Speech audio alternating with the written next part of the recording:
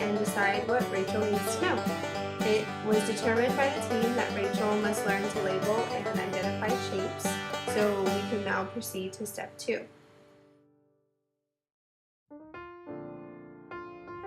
So step 2, breaking down the skill into teachable steps. We are going to break down the skill using task analysis that goes in sequential order from beginning to mastery level. In Rachel's particular case, we will be breaking down the identification of shapes into number 1, identify and label 1 to 2 shapes with a verbal reminder. For example, if that's a square, show me the circle. The second step would be identify and label 1 to 2 shapes in response to open-ended questions, such as, what shape is that, or what do you have? Number 3 would be spontaneously identifying and labeling 1 to 2 shapes with a verbal reminder or open-ended question for 2 to 3 or more shapes. And number 4 would be to spontaneously identify and label 5 or more shapes. And once those steps are in place, we can proceed to step 3. Step 3, setting up a data collection system. Data collection plays a huge role in discrete trial training, so your data gathering sheet must be user-friendly and easy to understand. This is a sample data sheet downloaded from the Mind Institute's Autism Internet modules on discrete trial training. As you can see, it contains the program name, the target skills, the steps broken down and defined, and dates to record it all. It is important to note that 80% to 100% accuracy counts as a mastered trial, and 3 trials must be mastered before moving to the next step. After you have completed a task sheet, you can move on to step 4. Step 4, designating locations. In order to ensure complete focus for both the practitioner and the student, you must designate an appropriate location for the discrete trial training to occur. Make sure the location has enough space for instruction and breaks, has easy access to peers for generalization of skills, and adequate learning and seating arrangements.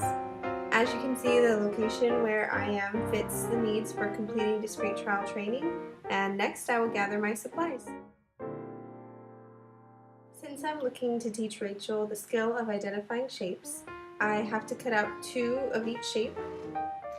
A square, circle, diamond, star, oval, and a triangle. And I also have my task sheets to record what she's doing and a pen. And it's important that I have a reinforcer for Rachel for when she says the right answer. The reinforcer must be a desired toy or activity that will give Rachel a positive consequence for learning the skill. And then once I have all this ready, I can begin the discrete trial training. Step 6, massed trial teaching. I will now complete a demonstration of how to complete a massed trial, which is to ensure that the student is learning the required skills. Rachel, this is a circle. Touch the circle. Good job. I have a circle.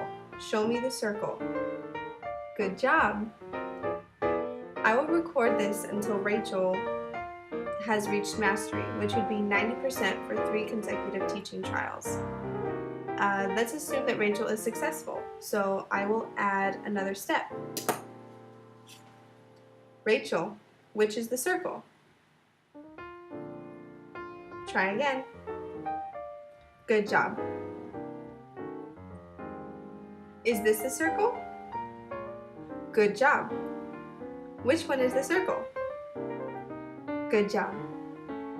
As you saw, I increased the level by having Rachel choose between the square and the circle.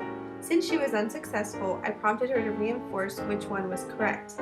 I cannot continue with the steps of mastery until she has completed them correctly 3 to 5 more times. Rachel, here I have a square. Good. Here I have a circle. Good. Touch the circle. Good job. As you can see, I'm reinforcing Rachel very quickly after she gets it correct. Also, while performing the maintenance trials, I'm doing very little review until all the steps have been recorded and mastered. It is important that after Rachel has completed 3 to 5 trials successfully that she be reinforced with her choice of activity. Rachel, match the square. Woohoo! Okay, match the square.